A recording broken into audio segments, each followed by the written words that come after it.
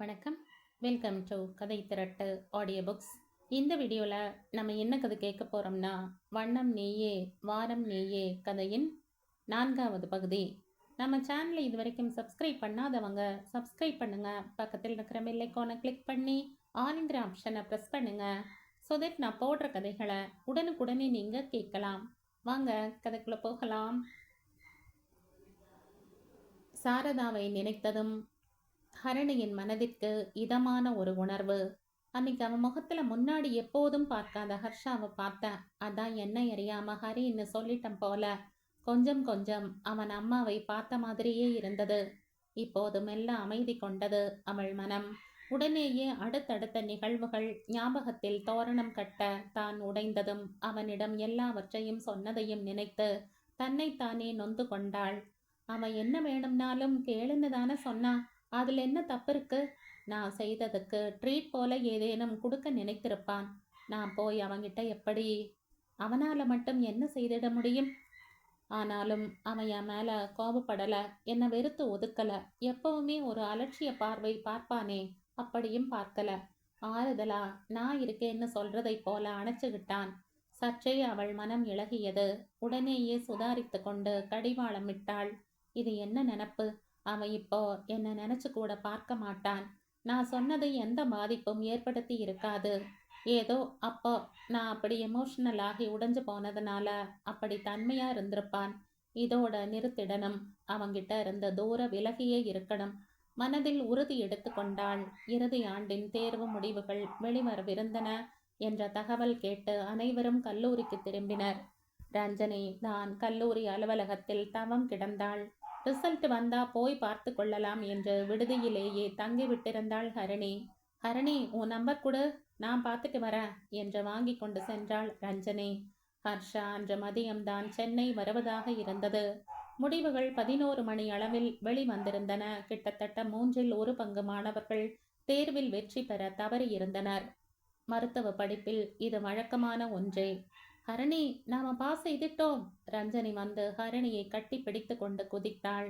ஹர்ஷவர்தன் இறுதி ஆண்டு தேர்விலும் university first பெற்றிருந்தான். ஆனால் எங்கே அதை சொன்னால் ஹரணி கோபித்துக் கொள்வாளோ என்று அதை கூறாமலே விட்டாள் ரஞ்சனி. ரஞ்சனியைப் போல துள்ளி குதித்து ஆரவாரம் செய்யவில்லை என்றாலும் தேர்வில் வெற்றி பெற்றது ஹரணிக்கு உள்ளூர மிகுந்த சந்தோஷமாகவும் நிம்மதியாகவும் இருந்தது. எப்போதும் ரஞ்சனி தானாகவே ஹர்ஷாவின் புகழை பாடி விடுவாள். ஆனால் இன்று அவள் ஒன்றும் கூறாதது ஹரணிக்கு சற்று பதட்டத்தை உண்டு பண்ணியது. ஹர்ஷா வந்திருந்தானா? அவன் ரிசல்ட் தெரியுமா? ஹரணி வாய்விட்டே கேட்டுவிட்டாள். ரஞ்சனிக்கோ கொள்ளை ஆச்சரியம். இது நனவுதானா என்று தன்னை கிள்ளி வேறு பார்த்து கொண்டாள். ஓடி சென்று ஜன்னல் வழியே வானத்தையும் பார்த்தாள். நிஜம்தானா ஹரணி? நான் கேட்டது உண்மைதானா? சொன்னது நீதானா என்று ராகம் படிக்க ஹரணிக்கோ சற்று எரிச்சலாக இருந்தது. பிரின்ஸ் இந்த முறையும் university first in 3 subjects. Ranjani முகம் நிறைய சந்தோஷத்துடன் கூறவும் ஹரணிக்கு உள்ளுக்குள் மிகுந்த மகிழ்ச்சியாக இருந்தது. எப்போதும் அவள் மனதை மறைக்க முயன்றதே இல்லை. ஆதலால் அந்த மகிழ்ச்சியின் ரேகைகள் அவள் முகத்தில் தெள்ள தெளிவாய் தெரியவும் ரஞ்சனி மேலும் ஆச்சரியமடைந்தாள். மதியம் மார்க் ஷீட் வந்துடும். அப்புறம் நம்ம இன்டர்ன் லிஸ்ட் போடுவாங்க. ஈவினிங் கோயிலுக்கு போகலாமா? ரஞ்சனி கேட்க. நம்ம இன்டர்ன் லிஸ்ட் போடுவாங்க, ஈவினிங் கோயிலுக்கு போகலாமா? ரஞ்சனி கேட்க. சரி என்றாள் ஹரணி. நான் போய் எல்லோருடைய ரிசல்ட்டை தெரிஞ்சுக்கிட்டு வரேன். ரஞ்சனி சென்றுவிட தான் பாஸ் செய்து விட்டதை வீட்டுக்கு தெரிவிக்க சென்றாள் ஹரணி. ஹர்ஷா விடுதிக்குள் நுழைந்ததும் ஒரே வாழ்த்து மழையும் கரகோஷமும் தான். எல்லோருடைய வாழ்த்துக்கும் நன்றி சொன்னவனுக்கு ஹரணியின் ரிசல்ட் என்ன என்று தெரிய வேண்டியிருந்தது. தானே கல்லூரி சென்று அறிவிப்பு பலகையில் பார்க்க அங்கு ஹரணி பாஸ் என்றிருக்கவும் நிம்மதி அடைந்தான். தனது அன்னைக்கு போன் செய்து தனது ரிசல்ட்டை சொன்னவன் ஹரணி பாஸ் செய்து விட்டாள் என்று கூறி பெரிதாய் மகிழ்ந்தான். அவள் ஹெல்ப் செய்யலைன்னா நான் பாஸ் செய்திருக்கவே முடியாதுமா நெகிழ்ந்தான். கோயிலுக்கு சென்று அப்படியே பீச்சுக்கும் போக வேண்டும். அலைகளுடன் பேச வேண்டும். அவைகள் மூலம் அப்பாவுக்கு தெரிவிக்க வேண்டும். அவர் கனவை நிறைவேற்றி விட்டேன் என்று நினைத்தவன் கோயிலுக்கு புறப்பட்டான். மாலை வானம் சற்றே மேகமூட்டத்துடன் காணப்பட்டது. அதே பச்சையும் சிவப்பு பார்டரும் கொண்ட காட்டன் புடவையை அணிந்திருந்தாள் ஹரிணி. ரஞ்சனி ஆகாய நீல வண்ணத்தில் பட்டு உடுத்தி இருந்தாள். மயிலாப்பூர் கபாலீஸ்வரர் கோயிலுக்கு இருவரும் செல்ல அங்கே ரஞ்சனி ஹரிணிக்கும் சேர்த்து பூ வாங்கிவிட அன்று மறுக்காமல் வாங்கி தலையில் சூட்டிக் கொண்டாள். அன்று விசேஷ தினமாகையால் கோயிலில் நிறைய கூட்டமாக இருந்தது. கருமேக கூட்டங்கள் அங்கும் இங்கும் நடை பயின்று கொண்டிருந்தன.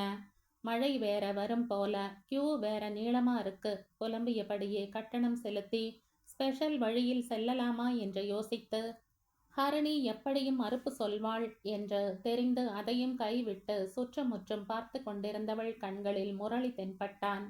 ஹரிணி, அங்க பாரு முரளி, கைனகாலஜிஸ்ட். கைனகாலஜியில அவன்தான் யூனிவர்சிட்டி ஃபர்ஸ்ட் வாங்கியிருக்கான் என்று ரஞ்சனி சொல்ல, ஹரிணி ரஞ்சனியின் கையை பற்றி இழுத்து கொண்டு முரளியை நோக்கி நடந்தாள். Hi Murali, congrats. மனம் நிறைந்த மகிழ்ச்சியோடு ஹரிணி கூறவும் முரளியும் நன்றி கூறினான். ஆனால் அவன் பார்வை மொத்தமும் ரஞ்சனியின் புறமே. கல்லூரி விழாக்களில் அவளை அடிக்கடி புடவையில் பார்த்திருந்தான் தான் என்றாலும் இன்று அவள் மிக அழகாக அவன் கண்களுக்கு தெரிந்தாள். கங்க்ராட்ஸ் உங்க 2 பேருக்கும் என்று அவனும் அவர்களுக்கு வாழ்த்து தெரிவித்தான். முரளியின் பார்வை ரஞ்சனி மேல் ஆசையாக படிவதை கவனத்தில் கொண்டாள் ஹரிணி. அதே சமயம் ரஞ்சனியின் அலட்சியமும் அவள் கண்களில் பட்டது. என்ன ட்ரெடிஷனல் வேஷ்டி சட்டையெல்லாம் தரிசனமாச்சா? இனிதானா? ஹரிணிதான் முரளியிடம் பேசி கொண்டிருந்தாள். ஹரிணிக்கு முரளி மேல் எப்போதும் மிகுந்த மதிப்பு உண்டு. தனது டேபிள் மேட் ரஞ்சனியின் அரை தோழி என்ற வகையில் ஹரிணியிடம் அவ்வப்போது நன்றாக பேசி பழக்கம் என்பதால் முரளியும் சகஜமாக உரையாடினான். இப்பதான் வந்தோம், பிரின்ஸோட தான் வந்தேன், அவன் காரை பார்க் செய்துட்டு இருக்கான் என்று முரளி கூற ரஞ்சனி ஆர்வமானாள். பிரின்ஸ் கிட்ட காரெல்லாம் இருக்கா? நான் பைக் தான் பார்த்துருக்கேன். அவள் பேசியதே முரளிக்கு மகிழ்ச்சியாக இருந்தது. இந்த காஸ்டியூம்ல பைக் கொஞ்சம் கஷ்டமாச்சே என்று அவன் சொல்லி கொண்டிருக்கும் போதே அங்கு வந்து சேர்ந்தான் ஹர்ஷவர்தன். அடர் பச்சை குர்தா பட்டு வேஷ்டியில் கம்பீரமாக இருந்தவன் அங்கிருந்த பலரின் கவனத்தை தன்பால் ஈர்த்தான். Wow prince, you look so handsome, congrats. ரஞ்சனிதான் அவன் வந்ததை முதலில் பார்த்தாள். முரளியோடு நின்று பேசிக் கொண்டிருந்த ஹரணியை தூரத்தில் இருந்தே கண்டு கொண்டான் ஹர்ஷா. முதல் முறையாக அவள் தலை நிறைய பூ வைத்து பார்க்கிறான். அன்ற காலேஜ் விழாவின் போது பெயருக்கு அல்லவா சொருகி இருந்தாள். அதே பச்சை வண்ண புடவை கோயிலுக்கு செல்லும் போதெல்லாம் ராஜவர்தன் சாரதாவுக்கு பூ வாங்கி சூட்டி விடுவார். ஹர்ஷாவின் நினைவு பக்கங்களில் கல்வெட்டாய் அக்காட்சிகள் பதிந்திருந்தன. ஹரணியை பார்த்ததும் அந்நினைவுகள் மடை திறந்த வெள்ளமாய். சரியாய் ரஞ்சனியின் உற்சாக கோவலில் ஹரணி திரும்பி பார்க்க அவளுக்கு மிக அருகாமையில் ஹர்ஷா. திடீரென கண்முன் நின்றவனை பார்த்ததும் அவள் திகைத்தது ஒரு நொடிதான். உடனேயே தன்னை நிலைப்படுத்தி கொண்டவள் அவனை நோக்கி தனது கரம் நீட்டினாள். அவனிடமிருந்து தூரமாய் விலக வேண்டும் என்று அவள் கொண்ட உறுதியை கரைத்ததோ அவள் மறதி. அவள் கண்களில் கரையில்லா மகிழ்ச்சி மட்டுமே. கங்க்ராட்ஸ் ஹரி என்று சட்டென உதடுகள் அசைந்துவிட ஹர்ஷா என்ற உரத்த குரலில் திருத்தி கொண்டதை முதுகு பக்கம் இருந்த ரஞ்சனியும் முரளியும் கவனிக்க வாய்ப்பில்லைதான். ஆனால் அவள் முகத்தையே பார்த்திருந்தவனின் கூர்மையான பார்வையில் இருந்து அவளது ஹரி என்ற அழைப்பு சிறிதும் தப்பிக்கவில்லை. அவன் தோற்றத்தின் மேல் மயக்கம் துளியும் இன்றி, ராஜகுமாரன் என்ற அவனது பட்டத்தின் மேல் மோகம் அணுவளவும் இன்றி அவனை அவனாக ஹரியாக பார்த்து மகிழ்ந்த அவள் நேர் பார்வை தப்பவே இல்லை. கடந்த கால வசந்தங்களின் அடையாளமாக அவன் விழிகளில் துளிர்விட்ட நீர் திவலைகள் நிகழ்கால நொடிகளின் மகிழ்ச்சியை பிரதிபலிக்கும் வகையில் புன்னகையில் குலுங்க அவள் நீட்டிய கரத்தினை பற்றியவன் சற்றே அவள் புறம் சாய்ந்து அவள் செவிகளில் மட்டும் எதிரொலிக்கும் வண்ணம் தேங்க்ஸ் ஹனி என்று கூற இணைந்த கரங்களில் வானம் சிந்திய பூத்தூரலா அவ்விருவரின் விழிநீர் முத்துக்கள். தீப ஆராதனை ஒளிர மணியோசை காற்றில் தவழ்ந்து ஒலிக்க விண்ணும் மண்ணும் மழையில் சங்கமிக்க முடிவில்லா ஒரு முடிவிலி பந்தம் என்ற வாழ்த்தியதோ பிரபஞ்சத்தின் பிரதிநிதியாய் பஞ்சபூதம். ஹவுஸ் சர்ஜன் மருத்துவ படிப்பில் மிக முக்கியமான காலகட்டம். 4.5 வருடம் படித்தது எல்லாம் செயல் வடிவம் பெறும் இந்த ஒரு வருடம். இத்தனை நாள் வரை கிளினிக்கல் வகுப்பில் நோயாளிகளை பரிசோதனை செய்தனர். இப்போது பிணிகளை தீர்த்து வலியை போக்கி அவர்கள் நலமடைய செய்யும் பொறுப்பினை இனி வாழ்நாள் முழுக்க சுமக்க இதுவே முதல் அடி. முதலில் கல்லூரியில் அடி எடுத்து வைத்த போது இருந்த ஒரு பெருமிதம், கூடவே ஒரு படபடப்பு எல்லோர் மனதிலும் இப்போதும். 1 வருட காலம் எல்லா துறைகளிலும் பயிற்சி இருக்கும். பயிற்சி என்பது நோயாளிகளை குணப்படுத்துவதில் மட்டும் இல்லை. இனி பசி, தாகம், தூக்கம் எல்லாம் துறப்பது எப்படி? இரவு பகல் என பகல் அவனின் ஆட்டத்தை வென்று எந்நேரமும் எங்களுக்கு ஒரு போலத்தான் என்று நிரூபிப்பது எப்படி என்பதிலும் பயிற்சி. முன்னதாக பயிற்சி மாணவர்கள் தங்கும் விடுதிக்கு அனைவரும் இடம் மாறினர். ஆண்கள் விடுதி, பெண்கள் விடுதி என்று இல்லாமல் ஒரே தளத்தில் அறைகள் அனைத்தும் இருந்தன. 2 பேருக்கு ஒரு ரூம் ஷேரிங். ரூம் சின்னதாகத்தான் இருக்கும் போல. தனி பாத்ரூம், பின்னாடி பால்கனியில சின்னதா ஒரு மேடையும் வாஷ் பேசினும் இருக்கு. விருப்பம் உள்ளவங்க சமைத்து கொள்ளலாம். இல்லைனாலும் மெஸ் இருக்கு. நம்ம லேடிஸ் ஹாஸ்டல் சாப்பாட்டை விட நல்லா இருக்கும்னு கேள்விப்பட்டேன். ரஞ்சனி தனக்கும் ஹரணிக்கும் ஒரே ரூம் வேண்டும் என்று எழுதி கொடுத்துவிட்டு வந்து அவளிடம் கூறிக்கொண்டிருந்தாள். Duty list போட்டுட்டாங்களா? எந்தெந்த டிபார்ட்மெண்ட் என்று ஹரணி கேட்டாள். மதியம் போடுவாங்க போல, ரஞ்சனி பதில் அளித்தாள். பெண்கள் விடுதியில் இருந்து பயிற்சி மாணவர்கள் பகுதிக்கே தங்களது பொருட்களை எல்லாம் இடமாற்றம் செய்து கொண்டிருந்தனர். ஹரணியும் ரஞ்சனியும், நமக்கு இந்த கார்னர் ரூம் கிடைச்சது லக்கு தான். எப்பவுமே கார்னர் ரூம் கொஞ்சம் பெருசா இருக்கும். ரஞ்சனி மகிழ்ந்தாள். பா வடிவில் இருந்த அந்த பகுதியில் ஒரு புறம் மாடிப்படி இருந்தது. மற்றொரு புறம் உணவு விடுதியும் அதன் அருகில் சிறிது திறந்த வெளிப்பகுதியும் இருந்தது. மெஸ்ஸின் அருகில் ரஞ்சனி ஹரணியின் அறை இருந்தது. அந்த திறந்த வெளியில் பழைய சாமான்களும் குப்பை தொட்டியும் என்று அடைசலாக இருந்தது. அந்த பக்கம் யாரு கலாட்டாக இருக்குன்னு தெரியல. ரஞ்சனியின் பார்வை எதிர்ப்புறம்தான் இருந்தது. அங்க யார் இருந்தா என்ன? பொருட்களை அடுக்கி வைத்து கொண்டு ஹரணி கேட்டாள். இவர்கள் அறையும் அந்த எதிர் அறையும் தான் தடுப்புகள் இன்றி பார்வை வட்டத்தில் இருந்தன. இவர்கள் அறையை தொடர்ந்த பெண்கள் பகுதியின் மற்ற அறைகளின் வராண்டா பக்கம் தடுப்புகள் போடப்பட்டிருந்தன. எதிர்ப்புறம் ஆண்கள் பகுதி இருந்தது. இன்னும் 2 நாட்களில் பயிற்சி காலம் தொடங்கவிருந்தது. ஹரணி, கொஞ்சம் ஷாப்பிங் போகலாமா? ரஞ்சனி கேட்க சரி என்று தலையாட்டினாள். மதிய வேளையில் லிஸ்ட் போடப்பட்டிருந்தது. ஹரணி, ஹர்ஷவர்தன், ஹேமந்த், ஹேமமாலினி 4வருக்கும் அடுத்த 3 மாத காலத்திற்கு எமர்ஜென்சி ரூம் என்று அட்டவணை சொன்னது. மனோரஞ்சனைக்கு குழந்தைகள் நலப்பிரிவில் அடுத்த 3 மாத காலம் பயிற்சி. பீடியாட்ரிக் ஃப்ரீயா தான் இருக்கும்னு சீனியர் சொன்னாங்க. வெறும் வார்டு தானாம். எமர்ஜென்சி வாரத்தில் 1 நாள் தானாம். அதுவும் பிஜி மாணவர்கள் யாராச்சும் கூட இருப்பாங்களாம். ரஞ்சனிக்கு சந்தோஷம். உனக்கு எடுத்த உடனேயே எமர்ஜென்சியா? அந்த எமர்ஜென்சி ஹெட் ஒரு கடுவன் பூனையாம்ல? ரஞ்சனி ஹரணியிடம் கூற அவளோ அலட்சியம் செய்தாள். யார் எப்படி இருந்தா என்ன, நம்ம வேலையை ஒழுங்கா செய்தா போதும் என்று மனதில் நினைத்து கொண்டாள். மாலை ஷாப்பிங் சென்றுவிட்டு ஹரணியும் ரஞ்சனியும் திரும்பிய வேளை எதிர் அறையில் பணியாட்கள் நடமாட்டம் இருந்தது. அங்கென்ன நிறைய பேர் இருக்காங்க?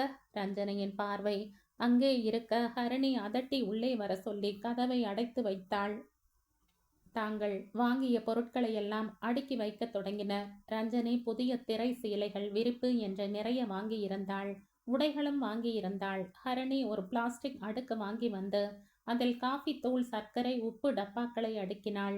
ஏற்கனவே வைத்திருந்த சிறிய எலக்ட்ரிக் ஸ்டவ்வை அந்த மேடையில் வைத்துவிட்டு பாத்திரங்களையும் அந்த பிளாஸ்டிக் அடுக்கிலேயே வைத்தாள். இந்தா உன் பொக்கிஷம். ரஞ்சனி எடுத்து கொடுக்க அதை ஆசையாக வாங்கி அந்த பால்கனியின் மூலையில் வைத்தாள். மதியம் அந்த பக்கம் வெயில் படுவதை கவனித்தவள் துளசி தொட்டி ஒன்றும் ரோஜா தொட்டி ஒன்றுமாக வாங்கி வந்து வைத்தாள். மிஸ், போகலாமா? இன்னைக்கு முதல் முறை சாப்பிட்டு பார்க்கலாம். ரஞ்சனி கேட்க இருவரும் மெஸ்ஸில் நுழைந்தனர். அது ஆண்கள் பெண்கள் இருவருக்கும் பொதுவான மெஸ். அங்கு பெரிய தொலைக்காட்சி பெட்டி ஒன்றும் இருந்தது. முரளி அங்கு அமர்ந்திருக்க அவனை பார்த்த ஹரணி அவன் அருகில் இடம் காலியாக இருக்கவே அங்கு சென்று அமர்ந்தாள். ரஞ்சனி அங்கே வரவும் முரளி அன்று போலவே இன்றும் ஹரணியிடம் உரையாடி கொண்டிருந்தாலும் அடிக்கடி ரஞ்சனி பக்கம் பார்வையை செலுத்தி கொண்டிருந்தான். நீங்க 2 பேரும் ஒரே போஸ்டிங் போல? ஹரணி கேட்க முரளி புன்னகைக்க ரஞ்சனி முறைத்தாள். நீயும் பிரின்ஸும் கூட ஒரே போஸ்டிங் தானே? முரளி பதிலுக்கு கேட்க முதலில் பிரின்ஸ் என்று கேட்டதும் ரஞ்சனி உற்சாகமானாள். எப்போதும் பிரின்ஸ் என்று கேட்டாலே என்ன பெரிய பொல்லாத பிரின்ஸ் என்றுதான் ஹரணி கூறுவாள் அல்லது நினைக்கவாவது செய்வாள். அன்று அவள் அப்படி எதுவும் நினைக்கவில்லை, கூறவும் இல்லை. அன்று கோயிலில் அவன் அவளை ஹனி என்று அழைத்தது இன்னும் அவள் செவிகளில் ஒலித்தது. யாருமே அவள் பெயரை அப்படி சுருக்கி அழைத்ததில்லை. வீட்டில் அவள் விது, விதுமா, மற்றவர்களுக்கு ஹரிணி. அவனது அந்த அழைப்பு முதல் மழை போல, சிறு அலை போல, கோடை தென்றல் போல முழு நிலவைப் போல, காலை மலரைப் போல, மழலை மொழியைப் போல ஒருவித இதமும் பரிசுத்தமும் கலந்து அவளை வருடியது. அன்று கோயிலில் ஹர்ஷா அவர்கள் அனைவரையும் சிறப்பு தீபாராதனைக்கு தனி வழியில் அழைத்து சென்றான். ஹரிணி இப்படி கூட்ட மிகுதியான நாட்களில் கோயிலுக்கு செல்ல எப்போதும் விரும்புவதில்லை. அதிலும் கட்டணம் செலுத்தி சிறப்பு வழிகளில் செல்ல அவள் விரும்பியதே இல்லை. அவளுக்கு எப்போதும் கடவுளிடம் வேண்டிக் கொள்ள ஒன்றும் இருந்தது இல்லை. சாமி கிட்ட என்ன வேண்டிக்கிட்ட? அக்கா தங்கைகள் கேட்கும்போது வெறுமனே சிரித்து வைப்பாள். ஐயோ, வேண்டினது எல்லாம் வெளியில சொன்னா பலிக்காது. பிரீத்தி துணைக்கு வருவாள். சிறு வயதில் ரேடியோவில் கேட்ட பாடல் வரி ஒன்று அவள் மனதில் ஆழ பதிந்து போயிருந்தது. உனக்கும் கீழே உள்ளவர் கோடி, நினைத்து பார்த்து நிம்மதி நாடு என்ற கண்ணதாசன் வரிகள்தாம் அவை. அடுத்த வேளை உணவிற்கே வழியில்லாமல் இருக்கும் பல லட்சம் சிறு குழந்தைகள் வாடும்போது, அடுத்த நிமிடம் என்ன நடக்கும் என்ற அச்சத்தில் பல லட்சம் மக்கள் வாழும்போது, தனக்கு கிடைத்து கொண்டிருக்கும் எல்லாமே பொக்கிஷமாகத்தான் ஹரிணிக்கு தெரிந்தது. அதுவும் முதலாம் ஆண்டில் லேபிள் ஹர்ஷா அவளது இரத்த பிரிவை பரிசோதித்த போது முதலில் அதிர்ச்சி அடைந்தவள் அது தவறாக இருக்கக்கூடும் என்றே நினைத்தாள். ஆனால் அவள் மனம் மீண்டும் மீண்டும் அதிலேயே சுற்றி கொண்டிருந்தது. பிசியாலஜி வகுப்பில் இரத்த பிரிவுகள், அதன் காம்பினேஷன்கள், குழந்தையின் இரத்த பிரிவு எவ்வாறு பெற்றோரின் இரத்த பிரிவில் இருந்து தீர்மானிக்கப்படுகின்றது என்று படித்ததையெல்லாம் மீண்டும் புரட்டி பார்த்தாள். அடிக்கடி இரத்த தானம் செய்யும் பெற்றோரின் இரத்த பிரிவை அவள் நன்கு அறிந்திருந்தாள். அப்படி இருக்க அவளது இரத்த பிரிவு அவர்களுடைய பிரிவிற்கு முற்றிலும் சம்பந்தம் இன்றி இருந்தது அவளை மிகவும் குழப்பியது. வெளியில் ஒரு லேபில் தனது இரத்த பிரிவை மீண்டும் பரிசோதனை செய்து கொண்டாள். ஹர்ஷா சரியாகத்தான் கண்டுபிடித்து சொல்லி இருந்தான். ஏதோ ஒரு உள்ளுணர்வு அவளை மிகவும் அச்சுறுத்த, விடுமுறை விட்டதும் ஊருக்கு சென்றவள் பரணில் இருந்த பழைய ட்ரங்க் பெட்டியை திறந்தாள்.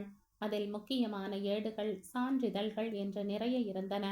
எல்லாவற்றையும் புரட்டி கொண்டிருந்தவள் கண்ணில் பட்டது அந்த காகிதங்கள். டாக்குமெண்ட்ஸ் ஆஃப் லீகல் அடாப்ஷன் என்று இருந்தது. ஹரணிக்கு மயக்கம் வரும் போல இருந்தது. ஒருவித பயப்பந்து வயிற்றில் சுழன்றது. ஒரு புறம் மனம் வேண்டாம், அதை பார்க்காதே என்று தடுத்து நிறுத்த, கைகள் தாமாக அந்த காகித கற்றையை பிரிக்க, அதில் இருந்த தகவல்களை கண்கள் படம் பிடித்து மூளைக்கு அனுப்ப, மூளையோ அதை ஏற்க மறுத்து போய்க் கொண்டிருந்தது. பாரதி ஜெயராஜன் தம்பதி பச்சிளம் பெண் குழந்தையை தத்தெடுத்திருந்தனர். ஹரிணி பிறந்த மாதம் ஆண்டில் அவள் பிறந்த நாளில் இருந்து ஒரு வாரம் கழித்து அடாப்ஷன் தேதி இருந்தது. குழந்தையின் பெயர் வைதேகி என்று இருந்தது. அப்படியும் மனம் நம்ப மறுத்தது. குழந்தையின் பர்த் மார்க்ஸ் என்று குறிப்பிட்டு இருந்ததை பார்த்ததும் அவள் முதுகுத்தண்டில் ஒரு சிலீர் உணர்வு. அப்படியே சத்தமில்லாமல் பெட்டியை பூட்டி வைத்தாள். ஆனால் அவளுக்குள் மிகப்பெரிய பூகம்பம் வெடித்து கொண்டிருந்தது. கேட்டு விடலாமா அம்மாவிடம்? எப்படி கேட்பது? நான் உங்க பொண்ணு இல்லையா என்று கேட்பதா? அவள் மனம் அலைபாய்ந்து கொண்டிருந்தது. ரூமில் இருந்து வெளியில் வந்தவள் ஹாலில் அமர்ந்தாள். அங்கே பத்திரிகைகள் சில இருக்க மனதை திசை திருப்ப புரட்டினாள். புத்தகம் வாசிப்பது என்றால் உலகையே மறந்துவிடக்கூடியவள், சிறு துணுக்கையும் விடாமல் படிப்பவள். அன்று எதிலுமே மனம் ஒன்ற முடியாமல் தவித்தாள். அப்போதுதான் அந்த படம் கண்ணில் பட்டது. கண்ணன் யசோதை படம் அது. பெற்றவள் தேவகிதான். ஆனால் அவன் யசோதை மைந்தன் அல்லவா? என்னை பெற்றவள் யாரோ? ஆனால் நான் பாரதியின் பெண் தானே. எனக்கு அம்மாதான் அம்மா, வேறு யாரும் அம்மா இல்லை. இந்த உறுதி எல்லாம் இந்த விழிகளுக்கு கொஞ்சமாவது இருக்கிறதா என்ன? அவை பாட்டுக்கு அழுது கரைந்து கொண்டிருக்கின்றனவே. அன்று விடுமுறை தினம். தங்கைகளை வீட்டு பாடம் செய்ய வைத்து கொண்டிருந்தாள். பாரதி சமையல் செய்து கொண்டிருந்தார். என் அம்மா ரொம்ப அழகு. எப்போதாவது அன்னையை கட்டி கொண்டு செல்லம் கொஞ்சவாள் ஹரணி. ஹாலில் அமர்ந்திருந்தவாறே அன்னையின் பக்கவாட்டு தோற்றத்தை பார்த்தவள் அப்போதும் அம்மா எவ்வளவு அழகு என்றே நினைத்தாள். உடனேயே எதிரில் அமர்ந்திருந்த தங்கைகளின் முகத்தில் அன்னையின் சாயல் படர்ந்திருப்பது போல அவளுக்கு தோன்றியது. சட்டென எழுந்தவள் நேராக கண்ணாடி முன் நின்று தன் முகம் பார்த்து கொண்டிருந்தாள். அம்மா, இன்னைக்கு மழை வரப்போகுது, வரூதினி சத்தமாக கூறினாள். ஆமாம்மா, மழை வரப்போகுது. விதுக்கா கண்ணாடி முன்னாடி அழகு பார்க்கறா. பிரீத்தி உடன் சேர்ந்து ராகம் பாடினாள். ஹரணியின் செவிகளில் தங்கைகள் கூறியது ஒலிக்க அவசரமாக சென்று தண்ணீரை எடுத்து கண்களில் அடித்தாள். விதுமா, என்னடா ஆச்சு? சிவந்து போயிருந்த மகளின் கண்களைக் கண்டு பாரதி பதறினார். ஒண்ணுமில்லம்மா, ஏதோ தூசி போயிருச்சு போல. உறுத்திக்கிட்டே இருந்ததா, அதான் கண்ணாடியில பார்த்தேன். ஒண்ணுமில்ல, கொஞ்சம் கசக்கிட்ட, அதான் சிவந்து போச்சு சமாளித்தாள். ஆம், உறுத்தி கொண்டிருந்ததால் தான் தன் வதனத்தில் யார் சாயல் தெரிகிறது என்று தேடியது மனம். எப்போது விடுமுறை முடியும், எப்போது கல்லூரி செல்வோம் என்று இருந்தாள். ஏற்கனவே தான் உண்டு, தன் வேலை உண்டு என்ற தனிமையையே எப்போதும் விரும்புபவள் இன்னும் ஓட்டில் சுருண்டு கொண்ட நத்தையாய் ஆகிப் போனாள். ஹர்ஷவர்தனை பார்க்கும் போதெல்லாம் அவன் மேல் கோபமும் வந்தது. இவன் கண்டுபிடித்து சொல்லி இருக்கவில்லை என்றால் எனக்கு தெரியாமலே போயிருக்கும் என்று அவன் மீது பழி போட்டாள். நீ ஒரு மெடிக்கல் ஸ்டூடெண்ட், இன்னைக்கு இல்லைன்னா நாளைக்கு எப்படியும் தெரிந்திருக்கத்தான் போகுது. உடனே அவள் அறிவு அவளை அதட்டியது. ஹர்ஷாவிடம் அன்று கொட்டி தீர்க்கும் வரை தனக்குள்ளேயே ரகசியமாய் பூட்டி வைத்திருந்தாள். அவனிடம் அனைத்தையும் இறக்கி வைத்த பின் அவள் மனம் சற்று லேசாகி போயிருந்தது என்னவோ உண்மைதான். இருப்பினும் ஒரு ஓரத்தில் அவன் தன்னை பற்றி என்ன நினைத்து கொண்டிருப்பான் என்று தோன்றாமல் இல்லை. அவளால் ஏனோ அதை முழுவதுமாக அலட்சியப்படுத்தவும் முடியவில்லை. அதற்கு பிறகு கோயிலில்தான் அவனை பார்த்தாள். அவளை பார்த்து பெரிதாக அவன் புன்னகைக்கவும் அவள் மனம் அமைதியை தழுவியது. அவன் ஹனி என்று அவள் செவிகளின் அருகே அவளை அழைத்த போது ஏனோ அவன் இருக்கிறான் இனி என்பது போன்ற ஒரு உணர்வு அவளுக்குள். சீனு, இங்க அப்பளம் கொடு, முரளி மெஸ்ஸில் பணிபுரிந்த சிறுவனிடம் கூறினான். ஹர்ஷாவை பற்றி நினைத்து கொண்டிருந்தவள் சட்டென நனவுக்கு வந்தாள். இங்க இவன்தான் ஆளின் ஆள். லேட் ஆயிருச்சா? சாப்பாடு எடுத்து வைக்கணுமா? எல்லாம் சீனுதான். முரளி சீனுவை ஹரணி ரஞ்சனியிடம் அறிமுகம் செய்து வைத்தான். இருவரும் புன்னகைக்க பதிலுக்கு அவசரமாய் புன்னகைக்க செய்தவன் அப்பளத்தை வைத்துவிட்டு வெளியில் ஓடி சென்றான். பிரின்ஸ் கார்னர் ரூம்க்கு ஷிஃப்ட் ஆகிறான்ல, அதான் ஆளெல்லாம் வந்திருக்காங்க. ரூமே டோட்டல் ரீமாடல் ஆகுது, முரளி சொல்ல ரஞ்சனி இப்போது சுவாரஸ்யமானாள். பிரின்ஸ் ரூம்மேட் யாரு? முரளியிடம் அவள் கேட்டாள். முரளியோ சொல்ல மாட்டேன் என்று போக்கு காட்ட ரஞ்சனி அவனை கெஞ்சி கொண்டிருந்தாள். சிவசங்கர் தான் ரூம்மேட், முரளி ஒரு வழியாக சொல்லிவிட்டான். அவன் வீடு அடுத்த தெருவில் தானே இருக்கு, அவனுக்கு எதுக்கு இங்க ரூம்? ரஞ்சனி சந்தேகம் கேட்டாள். சிவசங்கர் டே ஸ்காலர், அதுவும் மிக அருகாமையில் இருந்தது அவனது வீடு. பொதுவாக டே ஸ்காலர் மாணவர்களும் பயிற்சி காலத்தில் விடுதியில் அறை எடுத்துக் கொள்வது வழக்கம். இரவு முழுக்க பணியில் இருந்த பிறகு 1 மணி நேரம் அல்லது 2 மணி நேரம் நடுவில் இடைவேளை கிடைக்கும். அப்போது வந்து குளித்து ரிஃப்ரெஷ் செய்து கொள்ள விடுதியில் அறை தேவையாக இருக்கும். ஆனால் சிவசங்கருக்கோ விடுதிக்கு வருவதை விட வீட்டுக்கு செல்வது இன்னும் பக்கம் என்பதாலேயே ரஞ்சனி அவ்வாறு கேட்டாள். பேருக்கு சிவா ரூம்மேட், அவன் அங்கு இருக்க போறதில்ல. சோ பிரின்ஸுக்கு தான் மொத்த அறையும். முரளி இப்போது சொல்ல ஹரணிக்கு இத்தனை நாளாய் அவன் மேல் வராமல் இருந்த கோபம் வெளியில் எட்டி பார்த்தது. அவன் தனது பணம், அந்தஸ்து இவற்றை பயன்படுத்தி செய்யும் செயல்கள் யாவையும் அவளுக்கு கோபத்தை உண்டு பண்ணியதுதான். சாப்பிட்டு முடித்தவுடனும் மெஸ்ஸில் முரளியோடு அரட்டை அடித்து கொண்டிருந்த போது சீனு முகம் நிறைய சிரிப்போடு வந்தான். அவன் கையில் பெரிய பை வேறு இருந்தது. முரளி சார், பிரின்ஸ் அண்ணா உங்களைத்தான் கேட்டாங்க, சொல்லிவிட்டு சென்றான். அவன் முரளியை சார் என்றதும் ஹர்ஷாவை பிரின்ஸ் அண்ணா என்றதும் ஹரணியின் கவனத்தில் பதிய லேசாக புருவம் உயர்த்தினாள். முரளி கிளம்பவும் அவனிடமிருந்து விடை பெற்ற பெண்கள் இருவரும் தங்கள் அறைக்கு வந்து சேர்ந்தனர். அன்று பயிற்சியின் முதல் நாள். ஹரணி, ஹர்ஷா, ஹேமந்த், ஹேமா நால்வரும் எமர்ஜென்சி துறை தலைவர் டாக்டர் பாண்டித்துரையிடம் ரிப்போர்ட் செய்தனர். அவருக்கு டெரர், கடுவன் பூனை, 1 மேன் ஆர்மி என்றெல்லாம் சீனியர்கள் பட்டப்பெயர் வைத்திருந்தனர். அவர்கள் நால்வரையும் நிற்க வைத்து பெயரை கேட்டறிந்தார். ஃபைனல் இயர் முடிஞ்சது, கோட் போட்டு ஸ்டெதஸ்கோப் மாட்டி டாக்டரா இந்த எமர்ஜென்சியில வலம் வரலாம்னு கற்பனை ஏதாச்சும் செய்திருந்தா உடனே அந்த கற்பனை எல்லாத்தையும் அழிச்சிடுங்க. அடுத்த 3 மாசத்துக்கு இங்க நீங்க டாக்டர் இல்ல, சளைக்காம உழைக்கிற கழுதை, இரவு நேரமும் விழித்திருக்கும் ஆந்தை, சாப்பாடு தண்ணீர்னு எதுவும் கேட்காம வேலை செய்யும் ஒட்டகம், பேஷண்ட் தவிர வேற எதுவும் கண்ணுக்கு தெரியாத குதிரை. இங்க என்னோட ரூல்ஸ் படிதான் நடக்கணும். அவர் சொல்லவும் நால்வரும் பலமாக தலையை ஆட்டினர். முக்கியமா அவர் திட்டறது எல்லாம் கேட்டும் எதையும் தாங்கும் எருமையா இருக்கணும். அங்கிருந்து வெளியே வந்ததும் சீனியர் பயிற்சி மருத்துவர் இவர்களிடம் கூறிவிட்டு சென்றார். ஹர்ஷா, ஹரணி, பாய்ஷன் பகுதியில் உங்க டியூட்டி, ஹேமமாலினி, நீங்க மெடிக்கல் எமர்ஜென்சி போங்க. எமர்ஜென்சி துறை மருத்துவர் சுரேஷ் அவர்களுக்கு பணியை பிரித்தளித்தார். ஹர்ஷாவும் ஹரணியும் பாய்சன் பகுதியில் நுழைய அங்கிருந்த நர்ஸ் மற்றும் மற்ற பணியாளர்கள் ஹர்ஷாவை சுட்டிக்காட்டி பிரின்ஸ் என்று சலசலத்து கொண்டது ஹரணியின் காதில் விழுந்தது. பாய்சன் பிரிவில் வரிசையாக நிறைய நோயாளிகள் இருந்தனர். அங்கு பொறுப்பில் இருந்த மருத்துவர் அன்பு செல்வன் பிரியமாக வரவேற்றார். பெயரைப் போலவே குணமும் போல என்று மனதில் நினைத்து கொண்டாள் ஹரணி. உடலுக்கு ஒவ்வாத ஏதேனும் பொருட்களை உட்கொண்டவர்களை காப்பாற்ற உடனடி சிகிச்சை இப்பிரிவில் அளிக்கப்படும். இன்று மட்டும் நீங்கள் இருவரும் காலை 8 மணி முதல் இரவு 8 மணி வரை பணியில் இருப்பீர்கள். பின் ஒருவர் காலை பணி, மற்றொருவர் இரவு பணி என்று வர வேண்டும். வாரம் ஒரு முறை சுழற்சி என்று 1 மாதம் இங்கு உங்களுக்கு பணி. அவர் சொல்ல ஹர்ஷா, ஹரணி இருவரும் ஒருவரை ஒருவர் பார்த்து கொண்டனர். முதல் வாரம் ஹரணி பகலிலும் ஹர்ஷா இரவிலும் என்று அவர்கள் அட்டவணை போடப்பட்டது. பொதுவாக தற்கொலை செய்து கொள்ள முயல்பவர்கள் தாம் விஷப்பொருட்களை உட்கொள்வர். சில சமயம் விபத்தாக கூட இருக்கலாம், இல்லை கொலை முயற்சியாகவும் இருக்கலாம்.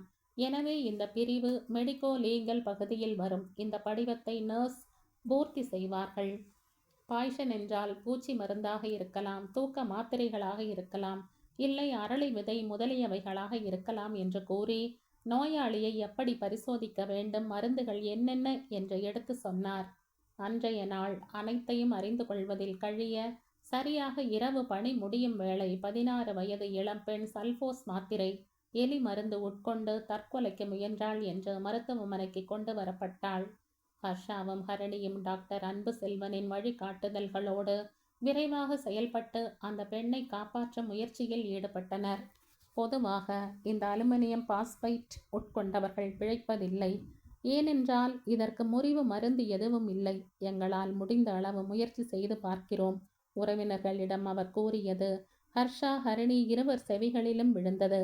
இதை உட்கொண்டவர்கள் இருதய கோளாறு ஏற்பட்டே உயிரிழப்பர். முன்பு அவர் சொன்னதும் அவர்கள் நினைவில் வந்தது. அவர்கள் ட்ரீட் செய்யும் முதல் பேஷண்ட் எப்படியும் பிழைக்க வைத்து விட வேண்டும் என்று இருவரும் முனைப்பாக செயல்பட்டனர். மணி 11ஐ தாண்டி விட்டிருந்தது. அந்த பெண் பிழைத்து கொண்டாள். ஆனாலும் அடுத்த 2 தினங்கள் தீவிர சிகிச்சை பிரிவில் இருக்க வேண்டும். இன்னும் உறுதியாக சொல்ல முடியாதுதான்.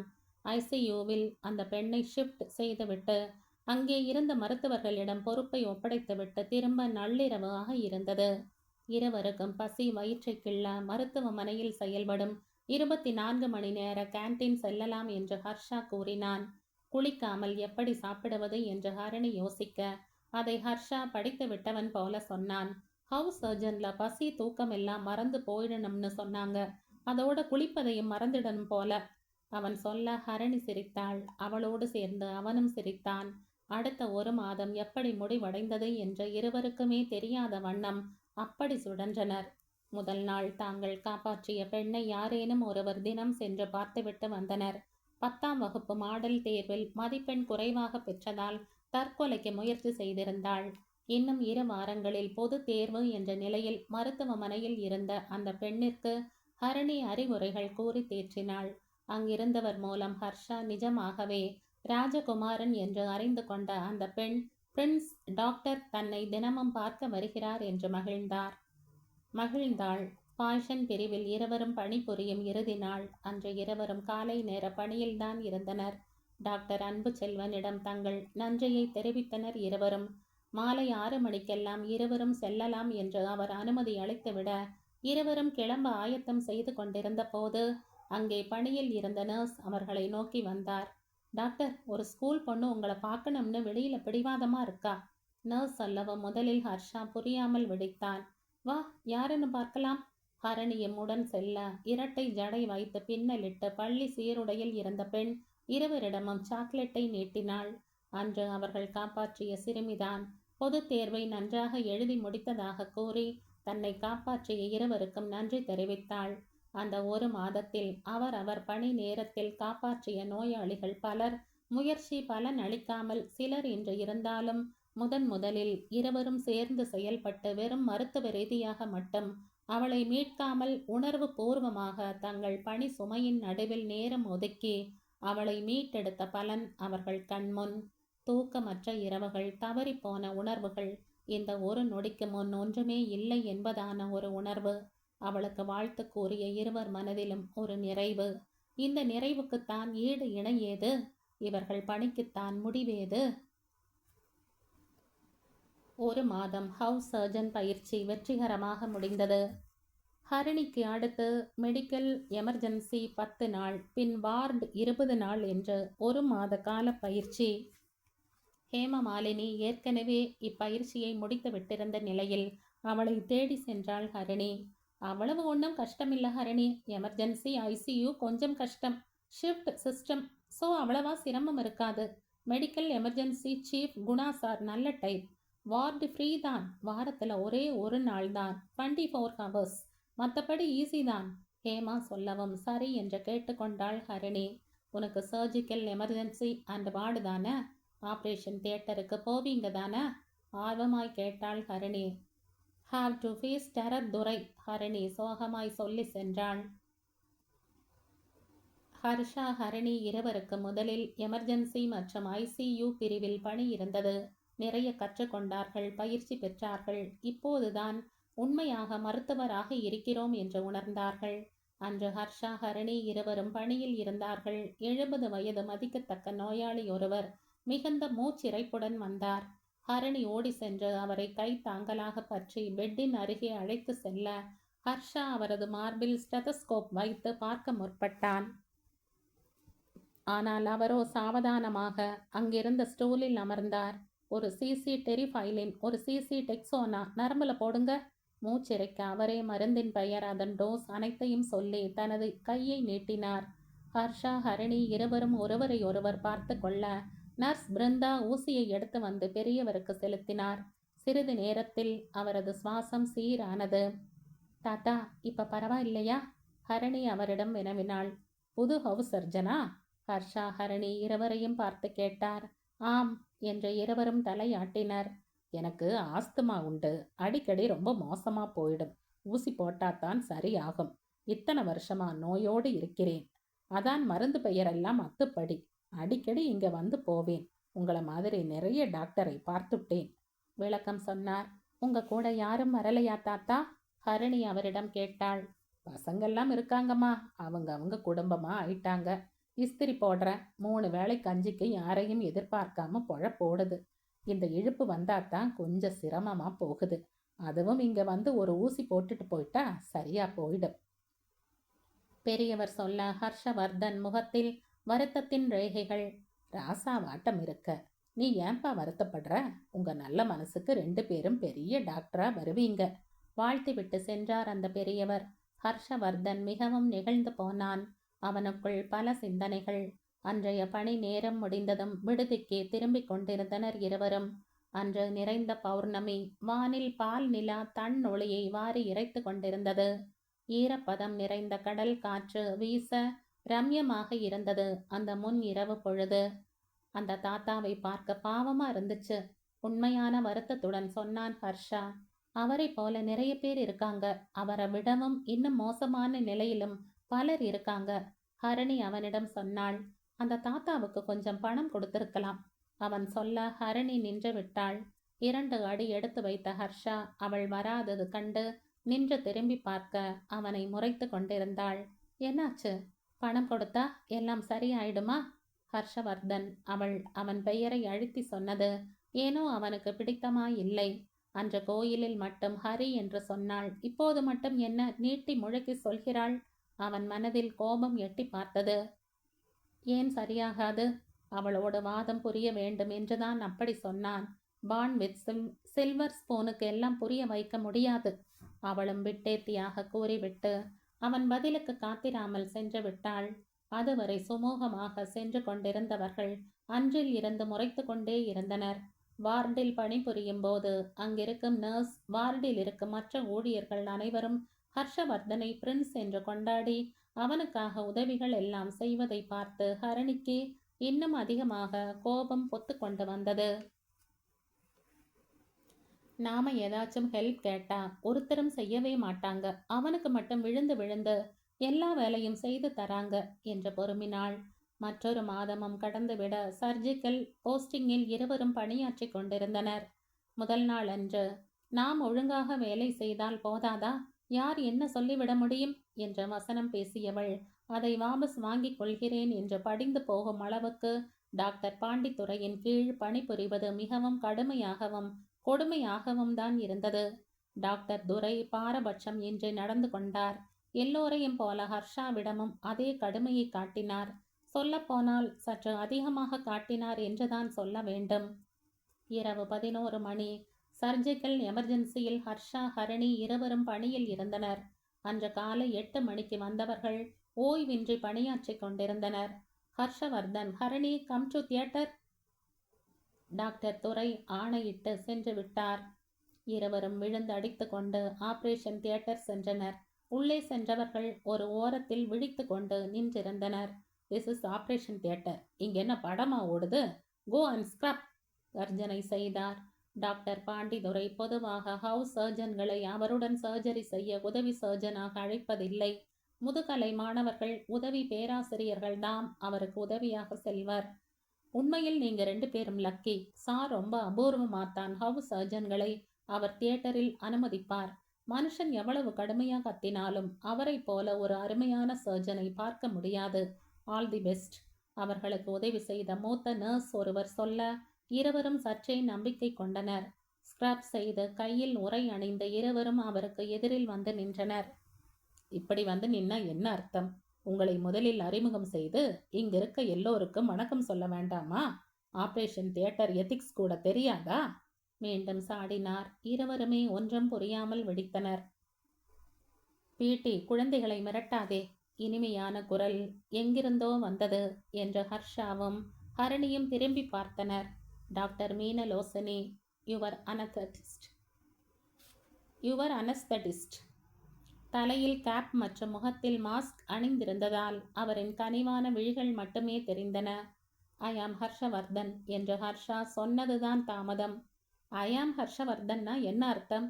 ரோட்ல போற ஹர்ஷவர்தனா? அவர் குரலில் சற்று நடுங்கித்தான் போனான் ஹர்ஷா. டாக்டர் ஹர்ஷவர்தன், ஹவுஸ் சர்ஜன்னு சொல்லு. ஹரிணி மெல்ல அவன் காதில் ரகசியமாய் சொன்னாள். ஸ்விட்ச் போட்டதும் எரியும் பல்பு போல என்பார்களே, அப்படி ஒரு பிரகாசம் வந்தது ஹர்ஷாவின் முகத்தில். ஹரணியின் ஹரி என்ற அழைப்பே அந்த ஸ்விட்ச். Good evening sir, madam and all. I am doctor Harshavardhan, house surgeon, posted in surgical emergency. கம்பீரமாக தெளிவாக அவன் சொல்ல, என்று ஆமோதித்தார் டாக்டர் துரை. அவனை பின்பற்றி ஹரணியும் அவ்வாறே சொல்லவும் அங்கே ஒரு வினாடி அமைதி நிலவியது. Mini, can we start? Doctor Durai doctor மீனலோசனியை பார்த்து கேட்டார். இவ்வளவு மென்மையாக கூட இவர் பேசக்கூடுமா என்று ஹரணி, ஹர்ஷா இருவருமே ஆச்சரியப்பட்டனர். டாக்டர் மீனலோசனி, ஆரம்பிக்கலாம் என்று சொன்னவுடன் ஹர்ஷாவின் கையில் ஸ்கேல் பல் எனும் கத்தியை கொடுத்தார். அங்கிருந்த அனைவருக்கும் ஆச்சரியம்தான். ஹர்ஷா அவர் கையில் இருந்த அந்த கத்தியை வாங்கினான். யாரும் எதுவும் பேசவில்லை. ஹரணியை திரும்பி பார்த்தான். அவள் கண்களாலேயே டாக்டர் துரையை காண்பித்து புருவங்களை உயர்த்தினாள். ஹர்ஷா அவளை பார்த்து புன்னகைத்தான். கண் இமைக்கும் நேரத்திற்குள் இவை அனைத்தும் நடந்தேறியது. ஹர்ஷா, அந்த நோயாளியின் பெயர், அவரது நோய், இவற்றை கூறி இந்த அவசர அறுவை சிகிச்சையை எப்படி செய்ய வேண்டும் என்ற முறைகளை கூறினான். டாக்டர் துரை என்ன சொல்ல போகிறாரோ என்று அனைவரும் ஒருவித எதிர்பார்ப்போடு காத்திருக்க, ஹர்ஷா கையில் ஸ்கேல் மலை சரியான முறையில் பிடித்திருந்ததை அவர் கவனித்தார். குழந்தைக்கு முதன்முறை அகரம் எழுத பயிற்றுவிப்பதைப் போல ஹர்ஷாவின் கரங்களை பற்றி கொண்டு ஸ்கேல் மலை பயன்படுத்த கற்றுக் கொடுத்தார். அதன் பிறகு டாக்டர் துரை சர்ஜரி செய்ய ஹர்ஷா, ஹரிணி இருவருக்கும் ஒவ்வொன்றாக விளக்கிக் கொண்டே வந்தார். வெற்றிகரமாக சர்ஜரி முடிந்துவிட இறுதியில் தையல் போட இருவருக்கும் தெரியுமா என்று கேட்டார். இருவருமே 1 மாத காலம் பயிற்சி எடுத்திருந்ததால் தெரியும் என்று சொல்லவே அவர்களை போட அனுமதித்தார். ஹர்ஷா, ஹரிணி இருவரும் எதிர்முனைகளில் இருந்து ஆரம்பிக்க ஹர்ஷா விறுவிறுவென அதே சமயம் சிறப்பாகவும் தையலை போட்டு முடித்து விட்டிருந்தான். ஹரிணி மெல்ல போட பொறுமையாக காத்திருந்தான். அவளோ அவனையே முழுவதையும் போட சொன்னாள். டாக்டர் துரை நோட்ஸ் எழுதி கொண்டே இவர்கள் புறம் ஓர் கண் வைத்து கொண்டுதான் இருந்தார். ஆனால் அவர் கவனித்தது ஹரிணிக்கு தெரியவில்லை. ஹர்ஷா தையலை போட ஹரிணி அவனுக்கு உதவி செய்தாள். நர்ஸ் ட்ரைனிங் செய்யும் முன் டாக்டர் துரையை சரிபார்க்க அழைத்தார். அவர் வந்து பார்த்துவிட்டு நர்ஸ் ட்ரெஸ்ஸிங் செய்யும் முன் டாக்டர் துரையை சரிபார்க்க அழைத்தார். அவர் வந்து பார்த்துவிட்டு, மினி, வி ஆர் டன் எனவும் நர்ஸ் ட்ரெஸ்ஸிங் செய்ய டாக்டர் மீனலோசனி நோயாளியை மயக்கத்தில் இருந்து தெளிவித்தார். சர்ஜரி முடிந்த நோயாளியை ரெக்கவரி வார்டுக்கு அனுப்பிவிட்டு ஹர்ஷா, ஹரிணி இருவரும் எமர்ஜென்சி வந்து சேர்ந்தனர். ஹர்ஷாவின் விசிறிகள் அவனுக்காக வைத்திருந்த பிஸ்கட் மற்றும் தேநீரை அவன் ஹரிணியோடு பங்கிட்டு கொண்ட போது எதுவும் சொல்லாமல் மறுக்காமல் வாங்கி கொண்டாள். இப்ப மட்டும் வாங்கிப்பா, மனதில் நினைத்தாலும் அவன் எதுவும் சொல்லவில்லை. துரை சார், அந்த மேடம் கிட்ட மட்டும் எவ்வளோ மெதுவா பேசுறார்? ஹரிணி அவனிடம் சொன்னது அங்கிருந்த மற்றவர் காதுகளிலும் விழுந்தது. எந்த மேடம்? அங்கிருந்த பணியாளர் ஒருவர் கேட்டார். Anaesthetist madam, doctor Meenalochani. Harsha பதில் சொன்னான். ஓ, மீனா மேடமா? பின்ன அவங்க கிட்ட கோபமா பேசினா சார் புவ்வாவுக்கு என்ன பண்ணுவார்? அந்த பணியாளர் சொல்லி சிரித்தார். அவர் சொன்னது ஹர்ஷவர்தனுக்கு விளங்கவில்லை. அவன் புரியாமல் விழித்தான். மேடம் சாரோட வைஃப், ஹரிணி சொல்ல, அப்போதும் அதனால் என்ன என்று கேட்டு வைத்தான். உனக்கு வைஃப் வருவா, அப்ப இதை பத்தி அவகிட்ட நீ கேட்டுக்கோ. ஹரிணி சொல்லவும் ஹர்ஷாவின் விழிகளில் துளி கனவு, இதழ்களில் மந்தகாச புன்னகை. அன்று இரவு நெடுநேரம் ஆகிவிட்டதால் விடியலில் அன்னையை அழைத்து அனைத்தையும் அவரிடம் ஒப்புவித்தான். ஹரி, உன்னை நினைச்சு எனக்கு ரொம்ப பெருமையா இருக்கு, சாரதா பூரிப்புடன் கூறினார். அன்னையின் இந்த மொழிகளை கேட்கத்தான் அவன் எவ்வளவு காலம் தவம் இருந்தான் என்றாலும் இதே வார்த்தைகளை ஹரணியும் சொல்ல வேண்டும் என்று அவன் உறுதி கொண்டானே, அது எப்போது நடக்குமோ? டாக்டர் துரை ஹர்ஷாவை 2 சர்ஜரிகளில் உதவி சர்ஜனாக அழைத்து அவனுக்கு நிறைய விஷயங்களை கற்றுக் கொடுத்தார். ஒரு நல்ல சர்ஜனின் கரங்கள் ஒரு தாயின் கரங்கள் போல மென்மையாக, அதே சமயம் பாதுகாப்பாக நோயாளியை கையாள வேண்டும். அவன் விழிகள் பருந்தினை போல கூர்மையாக இருக்க வேண்டும். எந்த சூழ்நிலை ஏற்பட்டாலும் அஞ்சாத நெஞ்சம் வேண்டும். இது எல்லாவற்றிற்கும் மேலாக ஒரு கேப்டனாக திகழ வேண்டும். வெற்றியை குழுவினருக்கு அர்ப்பணித்து தோல்விக்கு தான் மட்டுமே முழு பொறுப்பு ஏற்க வேண்டும். அவர் கூறியது அவன் மனதில் பசுமரத்தாணி போல பதிந்து போனது. உடனே வந்து ஹரணியிடம் இவ்வாறு சார் சொன்னார் என்றும் பகிர்ந்து கொண்டான். கண்டிப்பா நீ ஒரு நல்ல சர்ஜனா வருவ ஹரி, அவள் மனப்பூர்வமாக சொன்னது அவனுக்கு மிகுந்த மன மகிழ்ச்சியை தந்தது.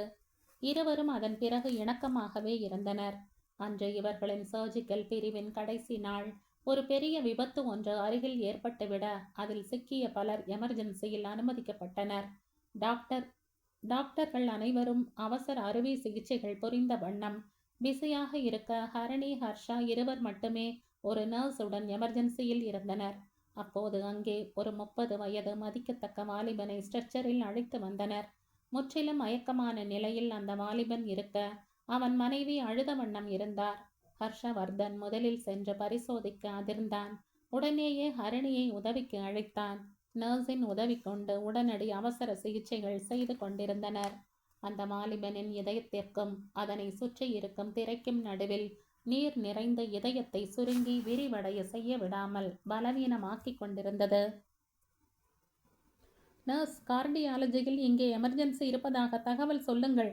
ஹர்ஷா கூறிக்கொண்டே உடனடி சிகிச்சைகளை செய்து கொண்டிருந்தான். டாக்டர், எல்லாருமே பிஸியா இருக்காங்க. சீனியர் பிஜி மாணவர்களும் பிஸிதான். நர்ஸ் வந்து சொல்ல என்ன செய்வது என்று தெரியாமல் விழித்தான் ஹர்ஷா. இதயத்தை அழுத்தும் நீரை வெளியேற்றினால் தான் இதயம் சீராக இயங்கி நோயாளி உயிர் பிழைக்க இயலும் என்பது ஹர்ஷவர்தன், ஹரிணி இருவருக்கும் தெரிந்தே இருந்தது. ஆனால் ஹவுஸ் சர்ஜன் பயிற்சியில் இது போன்ற சிறப்பு துறை பயிற்சிகள் கிடையாது. அப்போது விபத்தில் பாதிக்கப்பட்ட பல நோயாளிகளுக்கு அவசர சிகிச்சை நடைபெற்று கொண்டிருந்ததால் சிறப்பு மருத்துவர்களும் உடனடியாக அங்கு வர இயலவில்லை. நேரம் ஆக ஆக நோயாளியின் நிலை மோசமாகிக் கொண்டுதான் போனது. ஹர்ஷா ஹரணியிடம் அந்த நீரை எப்படி வெளியேற்றுவது என்ற முறையை விளக்கினான். இப்படித்தான் செய்யணும் என்று சொன்னான். அப்போ அதை செய், இவ்வளவு நேரம் செய்யாம என்ன செய்துட்டு இருந்த? ஹரணி கோபமாய் சொல்ல ஹர்ஷாவோ அவனுக்கு தியரி மட்டும்தான் தெரியும், முன்பின் செய்ததில்லை என்றான். Hard, it is not easy. கொஞ்சம் தப்பா ஆயிட்டா கூட பேஷண்ட் உயிரே போயிடும் ஹர்ஷா. சொன்னதும் சரி என்றுதான் ஹரணிக்கு பட்டது. இருப்பினும் அப்போது அவர்கள் பார்க்க அவர்களின் கண்முன் ஒரு உயிர் பிரிவதா? அவர்கள் இயன்ற முயற்சிகள் செய்கிறார்கள்தான். ஆனால் அது நீண்ட நேரம் பலன் அளிக்காது என்ற போது ரிஸ்க் எடுத்தால்தான் என்ன? ஹரணி கூற ஹர்ஷா பதற்றமானான். Hari, do it! அவன் கரத்தினை பற்றினாள். ஹர்ஷா டாக்டர் துரையின் வார்த்தைகளை நினைவு கூர்ந்தான். அவன் முறையாக ஊசியை செலுத்தி நீரை அகற்ற, அதே சமயம் ஹரிணி நோயாளியின் இதய துடிப்பு மற்றும் இரத்த அழுத்தம் போன்றவற்றை கண்காணித்து மருந்துகள் மூலம் கட்டுக்குள் வைத்திருந்தாள். வெற்றிகரமாக சிகிச்சை முறையை செய்து முடிக்க, நோயாளியும் பிழைத்து கொள்ள இதய பிரிவினை சேர்ந்த மூத்த மருத்துவரும் டாக்டர் துரையும் அங்கே வந்து சேர்ந்தனர். நோயாளியை பரிசோதித்த இதய நிபுணர் உடனடியாக இதய சிகிச்சை பிரிவிற்கு அவரை மாற்ற ஆணை பிறப்பித்தார். நோயாளியின் மனைவியிடம் பேஷண்ட் விரைவில் குணமாகி விடுவார் என்று நம்பிக்கை தெரிவித்தார் அந்த மருத்துவர். அவர் ஹரிணி ஹர்ஷாவிடம் ஏதோ கூற வரும் முன் டாக்டர் துரை இருவரையும் அவரது அறைக்கு வருமாறு ஆணையிட்டு சென்றார். சற்று மிரட்சியுடனே இருவரும் அவரது அறைக்குள் அடியெடுத்து வைத்தனர். சிகிச்சை முறையை யார் செய்தது? எரிமலை போல வெடித்தார். ஹர்ஷா ஹரிணி இருவரும் ஏதும் பேசவில்லை. யாருன்னு கேட்டேன். மீண்டும் இடி முழக்கம். ஹரிணி ஹர்ஷாவின் கரத்தினை பற்றி அவனை சற்று பின் நகர்த்தி முன்னே வந்து நின்றாள். சார், நான் பொறுப்பேற்றுக் கொள்கிறேன். எந்த ஆக்ஷன் எடுப்பதானாலும் என்மேல் எடுங்க. நாங்கள் சரியான முறையை பின்பற்றினோம். சிகிச்சை முறையை சரியாக செய்து நோயாளியை காப்பாற்றி இருக்கிறோம். நாங்க உங்களோட ஸ்டூடெண்ட்ஸ். நீங்க எங்களை ட்ரெயின் செய்திருக்கீங்க. ஒரு டாக்டரா உயிரை காப்பாற்ற அவசர சிகிச்சையா என்ன செய்யணுமோ அதைத்தான் செய்தோம். தலையை நிமிர்த்தி தீர்க்கமான குரலில் தைரியமாக சொன்னாள் ஹரிணி. ஹர்ஷவர்தன் அவளது இந்த திடத்தையும் தைரியத்தையும் கண்டு விழி விரித்தான். இந்த திடமும் தைரியமும் அவன் அன்னையிடம்தான் பார்த்திருக்கிறான். டாக்டர் துரை இப்போது சற்று அமைதியாக இருவரையும் பார்த்தார். ஹரிணி ஹர்ஷாவை மறைத்தாற் போல நின்று கொண்டாள். சிகிச்சை முறையை செய்தது யார்? சாதாரண குரலிலேயே வினவினார். Sir, I will take the responsibility. மீண்டும் வலியுறுத்தி சொன்னாள் ஹரிணி. யார் செய்ததுன்னு மட்டும்தான் கேட்டேன். அதற்கு பதில் இப்போது அவர் குரல் உயர்ந்தது. சார், நான் தான் செய்தேன். ஹர்ஷாவின் குரல் வெளிவந்தது. சார், நான் கம்பல் செய்ததால் தான் அவன் செய்தான். எந்த பனிஷ்மெண்ட் கொடுப்பதா இருந்தாலும் எனக்கு கொடுங்க சார், ப்ளீஸ். ஹரிணி இப்போது ஹர்ஷாவை நன்றாக மறைத்து கொண்டு அவரிடம் மன்ற ஆடலாய் கூறினாள். டாக்டர் துரை அவளது செயலை கண்டு பொன்முறுவல் கொண்டார். முதன் முறையாக அவர் புன்னகைப்பதைக் கண்டு அதிசயித்து போயினர் ஹரிணியும் ஹர்ஷாவும். டாக்டர் துரையின் புன்னகை ஹரணிக்கு கொஞ்சம் தெம்பை கொடுத்தது. சரியாக அந்த நேரம் அறையின் கதவை யாரோ மெலிதாக தட்டும் சத்தம் கேட்க, எஸ் என டாக்டர் துரை குரல் கொடுத்தார். கதவை திறந்து கொண்டு அங்கே வந்த டாக்டர் மீனலோசனி ஹரிணி ஹர்ஷா இருவரையும் மாறி மாறி பார்த்தார். ஹரிணி ஹர்ஷா இருவருமே அவருக்கு வணக்கம் தெரிவித்தனர். மினி, வா வா, சரியான நேரத்துல தான் வந்திருக்க. ஹிஸ்டரி ரிப்பீட்ஸ், பட் திரைக்கதையில் கொஞ்சம் மாற்றம் இருக்கு. கிளைமேக்ஸ் எப்படி போகும்னு தெரியல.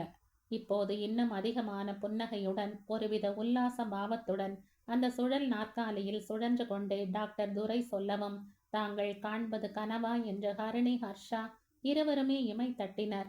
அப்படியா? எங்க கேட்போம் இந்த புதிய கதையை. அவருக்கு சற்றும் சளைக்காமல் பதிலளித்த டாக்டர் மீனலோசனே அங்கிருந்த நாற்காலியில் அமர்ந்தார். நீங்க 2 பேரும் அட்டென்ஷனில் ஏன் நின்று கொண்டிருக்கீங்க? அங்கே உட்காருங்கள் என்ற பக்கவாட்டில் இருந்த பெஞ்சை காண்பித்தார். அவர்கள் இருவரும் டாக்டர் துரையை பார்க்க அவரும் அங்கே சென்று அமருமாறு சைகை செய்தார். பின்பு நடந்த சம்பவத்தை அவரே கூறினார். நீ சொன்னது சரிதான் பேட்டி. ஹிஸ்டரி ரிப்பீட் ஆகியிருக்கு. இப்போது டாக்டர் மீனலோசனி மலர்ந்து சிரித்தார். நான் தான் சொன்னேனே, சின்ன மாற்றம்னு. அன்னைக்கு நீ விட்னஸாக இருந்தாய், இன்னைக்கு இந்த குட்டி பொண்ணு டிஃபென்ஸ்ல வாதாடுது. ஹரிணியை கைகாட்டி சொன்னார். ரியலி என்றவர் ஹரிணியை பார்த்து புன்னகைத்தார். டாக்டர் பாண்டிதுரையும் டாக்டர் மீனலோசனையும் மதுரை மருத்துவக் கல்லூரியில் ஒன்றாக படித்தவர்கள். பாண்டிதுரை அப்போதிருந்தே சற்று முரட்டுத்தனத்துடன் தான் இருப்பார். மதுரையின் அருகாமையில் உள்ள ஒரு கிராமத்தில் பிறந்து வளர்ந்தவர். கடமை, கண்ணியம், கட்டுப்பாடு விரும்பி. மீனலோசனை மதுரையில் பிரசித்தி பெற்ற மருத்துவ தம்பதியின் மகள். அவர்களுக்கு சொந்தமாக பெரிய நர்சிங் ஹோம் இருந்தது. கல்லூரியின் இறுதி ஆண்டு வரையிலும் இருவரும் ஒருவரோடு ஒருவர் பேசி கொண்டது கூட இல்லை. இறுதி ஆண்டின் தேர்வில் நிறைய மாணவர்கள் தேர்ச்சி பெற தவறி இருந்தனர். அதனால் ஹவுஸ் சர்ஜன் போது இருவரும் ஒரே டீமில் இருக்கும்படி ஆனது.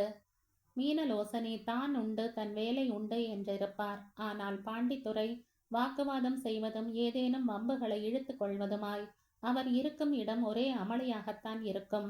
ஆனால் உண்மையான நேர்மையான விஷயங்களுக்காகத்தான் அவரின் குரல் ஒலிக்கும். ஒரு முறை அவர்கள் பேராசிரியர் தான் வந்து செய்வதாக சொல்லிவிட்டு சென்று ஒரு சிகிச்சை முறையை துணிந்து நோயாளிக்கு செய்துவிட்டார். அந்த நோயாளி நீண்ட நேரம் காத்து கொண்டிருந்ததால் அவர் வேதனையை பொறுக்க இயலாது அவர் மேல் இரக்கம் கொண்டுதான் அதனை செய்தார். அவர் செய்தது மருத்துவ ரீதியிலும் சரியே. ஆனால் அந்த பேராசிரியருக்கு ஈகோ. தான் வந்து செய்வதாக சொல்லிவிட்டு சென்றும் தன் பேச்சை மீறி யார் சிகிச்சை அளித்தது என்ற கோபம் உற்றார். நோயாளியை தவிர துரைதான் அந்த சிகிச்சையை செய்தார் என்ற மீனலோசனைக்கு மட்டும்தான் தெரியும். யார் இதை செய்தது பேராசிரியர் கேட்ட போதும் அமைதியாகவே இருந்தார் மீனலோசனி. மீனா, சொல்லு, யார் இதை செய்தது? அவரை சுட்டி காட்டி கேட்கவும் துரையை கை காட்டினார். மீனலோசனி நினைத்திருந்தால் அதை செய்தது தான் என்று சொல்லி இருக்கலாம். அந்த பேராசிரியர் அவரின் அப்பாவிற்கு நெருங்கிய நண்பரும் கூட. அதனால் அவரை ஒன்றும் சொல்லி இருக்க மாட்டார். ஆனால் உண்மை விளம்பியாக செயல்பட்டு விட்டார். துரைக்கு அந்த துறையில் பயிற்சி முடித்ததற்கான சான்றிதழை வழங்க மறுத்துவிட்டிருந்தார். அவர் இப்படி சான்றிதழை மறுக்கக்கூடும் என்று மீனலோசனி எதிர்பார்த்திருக்கவில்லை. உண்மையில் துரை செய்தது சரியான ஒன்றே. இதை தாமதமாகத்தான் உணர்ந்தார். துரையை தேடி சென்று அவர் முகத்தை கூட ஏறிட்டு பார்க்க முடியாமல் தலையை குனிந்த வண்ணம் மன்னிப்பு கேட்டார். சாரி பாண்டிதுரை சார், என்னை பேர் சொல்லி அழைத்து கேட்கவும் உண்மையை சொல்லிட்டேன். இப்படி ஆகும்னு எனக்கு தெரியாது என்று சொல்லி முடிக்கும் முன்னே அவரின் கண்களில் நீர் திரண்டு கன்னங்களில் உருண்டு அவரின் கைகளில் பட்டு தெறிக்க துரையின் மேல் சிறு துளி சிதறி மறைந்தது. அழுகிறாயா மீனலோசனி? உன் பேர் ரொம்ப நீளம். மென்மையாக ஒலித்தது அவரின் குரல். மீனலோசனிக்கு ஆச்சரியம். பேசுவது பாண்டிதுரை தானா? எப்போதும் வல்லினமாய் ஒலிக்கும் அவர் குரல் இன்று மெல்லினத்தை மெருகேற்றி கொண்டிருந்ததே. ஆச்சரியம் நிரம்ப நிமிர்ந்து பார்த்தார் மீனலோசனி. நீரில் குளித்த கண்மணிகள் கமலமாய் விரிய அந்த நொடியில் அதில் மொத்தமாய் மூழ்கி போனது பாண்டிதுரையின் இதயம். மீனலோ சினி எப்படி ஷார்ட்டா கூப்பிடுவது? மற்றவருக்கு கரடு முரடாயிருந்த அவர் மீனலோசனிக்கு மட்டும் பலா சுளையாக இணைத்தார். மீனு, மீனா இப்படி சுருக்கி கூப்பிடலாம். இப்போது கொஞ்சம் தெளிவாய் வந்தது மீனாவின் குரல். அப்போ லூசினி பாவம் இல்லையா? அவர் கேட்க புரியாமல் மீண்டும் கண்களை விரித்தார். அது யாரு? நீதான் மீனலோசினி. மீனு மீனா பேரின் முதல் பாதி மட்டும்தானே? இப்போது விளக்கம் சொல்ல புரிந்தது என்பது போல தலையை ஆட்டினார். மினி, பிடிச்சிருக்கா? பாண்டிதுரை கேட்க பெயரின் சுருக்கத்தை தான் கேட்கிறார் என்று எண்ணி சட்டென்று ரொம்ப பிடிச்சிருக்கு என்று சொல்லிவிட்டார். ரொம்ப பிடிச்சிருக்கா? இப்போது ஆழ்ந்து ஒலித்தது துரையின் குரல். அந்த குரல் மீனலோசனியின் உடலில் உள்ள அத்தனை அணுக்களிலும் காதல் ராகத்தை மீட்டிவிட்டிருந்தது. எப்படி மறைத்து வைத்தாலும் மனம் வீசியே தீரும் காதல் என்ற கூற்றை பொய்யாக்கி அந்த மனத்தை தங்கள் இருவரின் மனங்களில் மட்டும் பொத்தி வைத்து மகிழ்ந்து திளைத்தனர். சான்றிதழ் தர மறுத்த பேராசிரியர் மாற்றலாகி போய்விட புதிதாய் வந்தவர் சான்றிதழை வழங்கிவிட பாண்டிதுரையும் மருத்துவராக பட்டம் பெற்றார். பின் தன் கிராமத்திலே ஆரம்ப சுகாதார மையத்தில் பணிபுரிந்த மக்களுக்கு சேவை செய்து வந்தார். அவரின் மினியின் ஆலோசனையின் பேரில் அறுவை சிகிச்சை பிரிவில் மேற்படிப்பினை தொடர்ந்து பட்டம் பெற்ற மதுரை மருத்துவக் கல்லூரியிலேயே உதவி பேராசிரியராக பணியில் அமர்ந்தார். மீனலோசனை மயக்க மருந்தியலில் பட்டம் பெற்று அவருக்கு சொந்தமான மருத்துவமனையில் பிராக்டிஸ் செய்து வந்தார். பெற்றோர் சம்மதம் பெற்று ஒரு நன்னாளில் இருவரும் திருமண பந்தத்தில் இணைய அந்த கல்லூரியே ஆச்சரியமாக பார்த்தது. டாக்டர் துரை லவ் மேரேஜ் செய்தாரா? மீனு மேடத்தையா? இப்படி ஆச்சரியம் கொள்ளாதவர்களே இல்லை என்று சொல்லும் அளவு அவர்கள் காதல் காவியம் மிக பிரசித்தம். இன்றளவில் எல்லோராலும் டெரர் என்று அழைக்கப்படும் டாக்டர் பாண்டிதுரை அவரின் காதல் மனைவிக்கு மட்டும் செல்ல குழந்தை. சாருக்கும் மேடம்க்கும் குழந்தை இல்லை. Madam so sweet. Sir madam கிட்ட மொத்தமா சரண்டராம். இதுவும் அங்கிருந்தவர்கள் பேசிக்கொள்வதுதான். ஹர்ஷா, ஹரணி இருவருமே இந்த கதைகளை மற்றவர் கூற அறிந்திருந்தனர். ஆனால் அப்போதுதான் அவர்கள் இருவரின் ஆழமான நேசத்தை கண் கூடாக கண்டனர். அவங்கள அனுப்பு, பிடி, நேரமாச்சு, நாம கிளம்பலாம். மனைவி சொல்லிவிட அப்பீல் ஏது? சரியான நேரத்தில் சரியான முறையில் சிகிச்சை செய்து அந்த நோயாளியின் உயிரை காப்பாற்றிய ஹர்ஷாவை மனம் திறந்து பாராட்டினார். அதற்கு உற்ற துணையாய் செயல்பட்ட ஹரணியையும் பாராட்டினார். ஒரு டாக்டருக்கு எப்போதும் நோயாளியின் உயிரை காப்பாற்ற வேண்டும் என்பது மட்டும்தான் மனதில் உறுதியாய் நிலைத்திருக்க வேண்டும். மற்ற எல்லாம் இரண்டாம் பட்சம்தான். உண்மையான நோக்கத்தோடு செய்யப்படும் எந்த முயற்சியும் நன்மையில்தான் முடியும். அவர்களுக்கு அறிவுரை கூறி அனுப்பி வைத்தார். மினி, ஒரு நாள் உலகமே திரும்பி பார்க்கும் அளவுக்கு சிறந்த சர்ஜனாக வருவான் அந்த பையன். ஆனா, அவர்கள் சென்று விட்ட பின்பும் ஒருவித சிந்தனையில் இருந்தார் டாக்டர் பாண்டிதுரை. ஆனா, மீனலோசனை கேட்க பாண்டிதுரை இப்போது எழுந்து கொண்டு மனைவியுடன் கார் பார்க்கிங்கை அடைந்தார். இந்த கதையின் தொடர்ச்சியை அடுத்த பதிவில் கேட்கலாம். நன்றி.